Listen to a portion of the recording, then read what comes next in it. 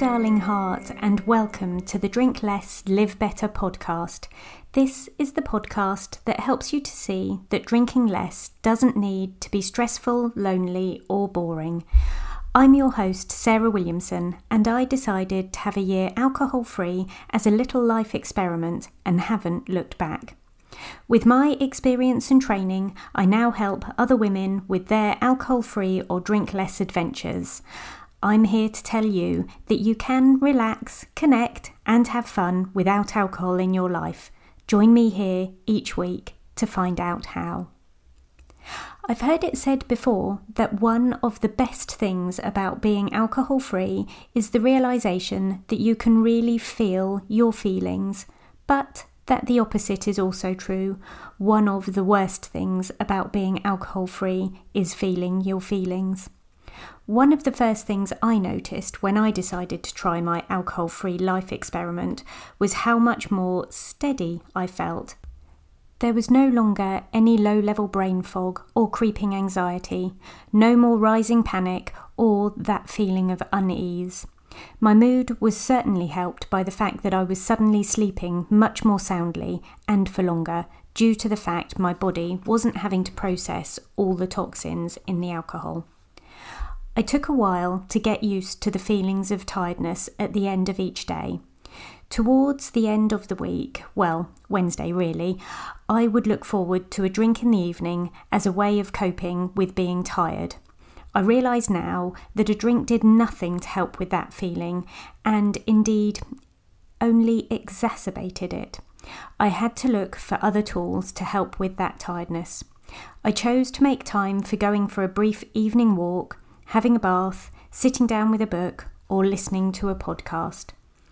The feelings that naturally occur in most of our lives, like sadness, fear, anger, guilt, shame, frustration, and overwhelm, all needed slightly different tools to handle them.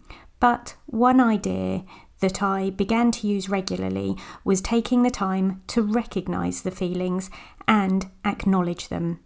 Previously, I'd been quick to pour a G&T to help to escape the feeling of overwhelm, or a glass of wine when somebody had annoyed me. I felt guilty about whether I had the balance right between work, family, and the rest of my life. I reconsidered how I could change things. I was sad about some health issues within my family, and addressing this grief was never made better with the addition of alcohol. Going alcohol-free has given me the chance to really think about how I want to feel in various situations in my life, and the knock-on effect has been a really positive impact on my behaviour. The inside of my head is a much nicer place to be. I no longer have huge internal arguments with myself about whether I can have a drink tonight, how many I can have, what time I can start, or whether a white wine spritzer counts as a soft drink. My internal dialogue more often sounds like a kind friend rather than a critical old cow. I'm more kind and forgiving, both towards myself and other people. I find it easier to let go of the negative emotions, to forget about them and move on, or make a decision to think more deeply about them. Where did they come from and why? What can I learn here? I don't punish myself for past mistakes drinking me made. I'm honest with myself and I acknowledge and accept the feelings that come, and I know I'm better placed to process them without alcohol than I ever was with half a bottle of Pinot Grigio inside me.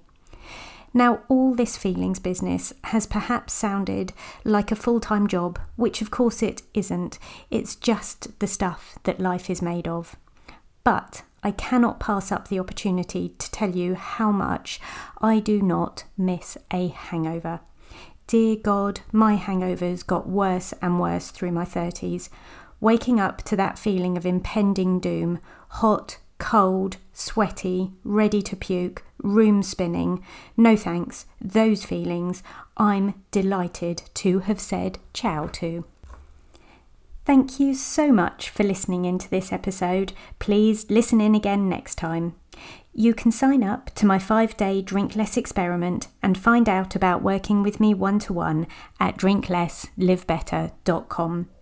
It would make me happier than a Buddhist monk if you would please subscribe, 5-star review and comment on my podcast on whatever platform you listen. Imagine it like the tasting notes on the finest wine I am never going to drink. Thank you. And P.S.